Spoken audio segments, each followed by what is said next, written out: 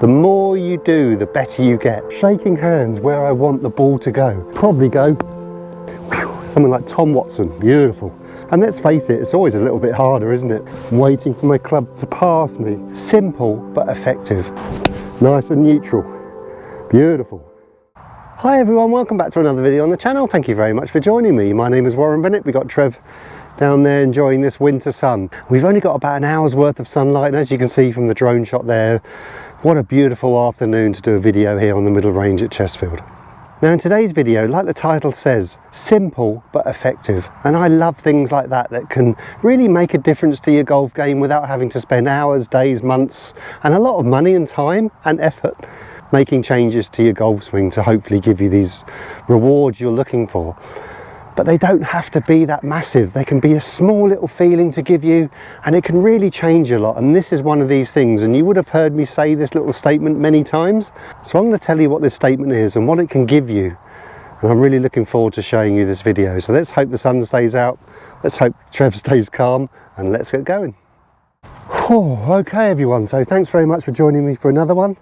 Beautiful sunny day we've got here today. It's in the minus still, but there's no wind, so it feels a little bit warmer than it actually is temperature wise. There's no wind chill to worry about. So this video is all about, that was actually scarily out the middle. This video is all about a statement that John Jacobs said decades and decades ago, and it's shake hands with the target. And I'm going to tell you what benefits this shaking hands feeling can give you. But first of all, like in any video, I'm going to break it down, how to do it drill wise, and then take it onto your golf swing. So let's get going. So I recommend doing it off a tee. If you're hitting off grass, it's always a little bit easier if it's up in the air a little bit. Do something with a bit of loft, even if you're hitting into a net. But if you're hitting some balls, if you're on the practice area, this is the type of feeling. What you're looking for is halfway through your follow through, so obviously you've got to take the pace off. So you're looking for this position halfway through where you're shaking hands with the target. If I let go there and open my hand, you can see I'm shaking hands where I want the ball to go. Now in golf terms, that might seem quite simplistic if you're looking at different coaches saying some really funky stuff, which obviously has its time and place. But I like feelings like this because if you're a slicer of the ball, you're shaking hands with the target probably over to the left hand side, so you're across. Obviously there's reasons for that, but I like feelings like if you can get in this position, which is neutral, if you're trying to sort that position out or get yourself in this position, hopefully the majority of the downswing, so pre-impact, will sort itself out. You don't need to worry about that. And let's face it, it's always a little bit harder, isn't it? Pre-impact, getting yourself in that position, especially under speed, is always a little bit harder. So narrow your feet in a little bit and just kind of just swing and then hold. It's not a distance exercise. It's definitely not a speed exercise because it's going to be difficult if you hit it too quickly or hit it too hard to stop. So if you're a slicer of the ball and you want to pop some out to the right, a little bit of release here, you can swing and shake hands with the target a little bit more out to the right, as you can see probably from the behind view. Obviously early doors it's going to be quite difficult to do that. Can't say it's just going to be a magic switch, so that's why I like practice swings, little drills into the net like this. But it's a great, what I call my desert island drill. It's like the same as the hit and hold exercise. It's just a different concept of that. Very simple but effective. So you slicers, feel like you're going to swing out to there. Let's exaggerate one. So I want this ball, it's not going to draw back because it's not going quick enough to put spin on it. But if you can see those dark fir trees from the behind view, I'm going to pop my ball out to there and shake hands with the target out to the right and then hold. Doesn't have to be perfect, but get your club and arms out to the right hand side. So it's just a little swing out to the right, in and hold. And then you can check, there we go, there's my shaking hands with the target. I'm out to the right, as you can see from the behind view there. The final check is, if your hand is upright, your club should be upright as well, as you can see from the behind view. You don't want the club open.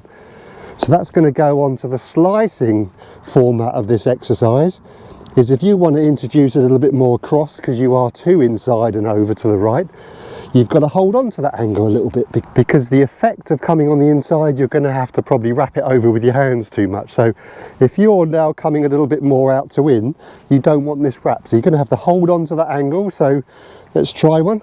That's left of where I'm aiming, feeling, There we go. So I'm going to pull my hands across. I'm going to pull my hands. All I felt there was my hands across my left toe and left shoe. Obviously for you slicers you don't want that, but this is for you hookers of the ball.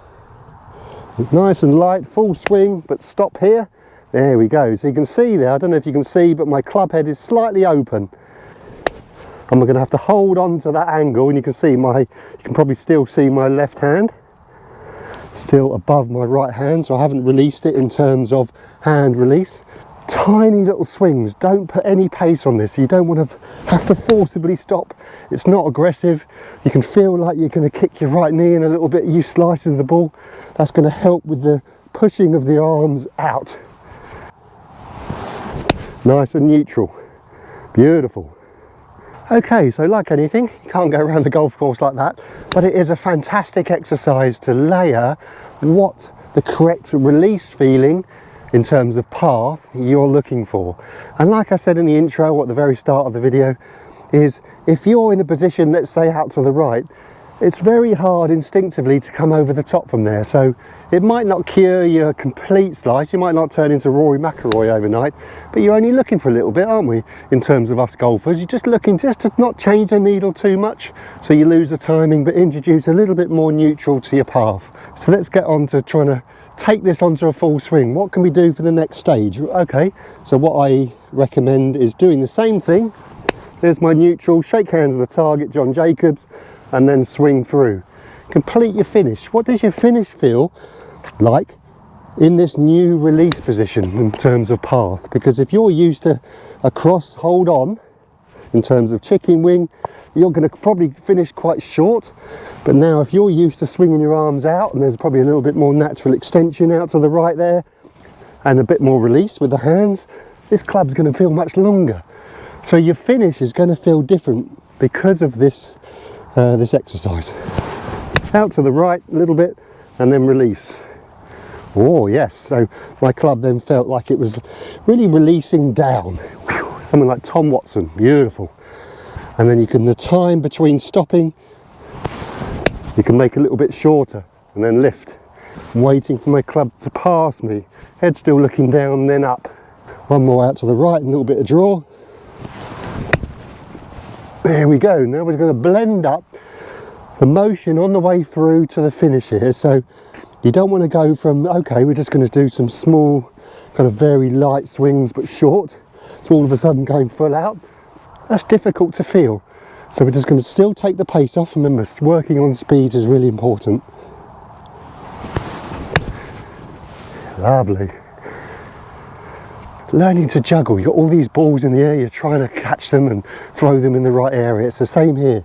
You're getting used to the feeling. You're swinging into a position and hopefully you're going to get a feeling from that. Okay, out to in. So we're going to pull our hands across here, put a bit more fade spin on it. Hold. Much higher, because I've had to hold on to that angle, you see, to stop it going left. And then like anything, I always like a little bit of exaggeration if you're doing it. So use slicers, you can really exaggerate it, slipping out to the right there. And when you pull your pin on the first tee or practice area here, you're always going to settle back to a little bit of neutral. It's very difficult, but I like exaggeration. Looks easy, it's pretty difficult because the instinct, if you're rushing at the change of direction, is to go and hit it. So I'm really taking my time, light grip, allowing this to drop, kick and hold on, and shake hands with that target.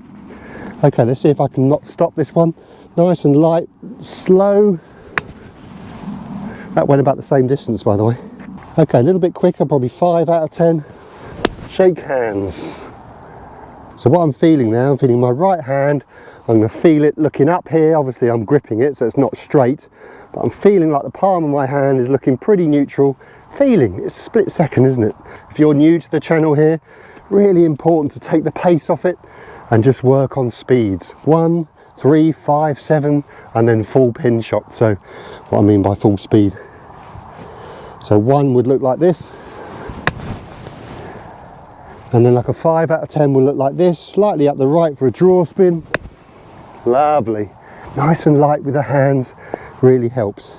So what's really important, this is what I like to give golfers, this is why videos aren't probably 5-10 minutes, is There's some trapdoors to fall into. What you're not shaking hands with a target with your body. There's a lightness and a naturalness, if that's a word, with my arms and club. So if someone does this and exaggerates that kind of look, they'll probably go, and I've seen that happen before, but that's too much with the body. You want to do it really with the arms only, because like I've said with any internals, hip height to hip height roughly, most of it is done with the hands, arms and club passing you, and after that, body release after that. Fade, cross my left foot and hold. So this is what I would call, as you've probably heard in the past, a desert island exercise. It's a repetition exercise basically. The more you do, the better you get.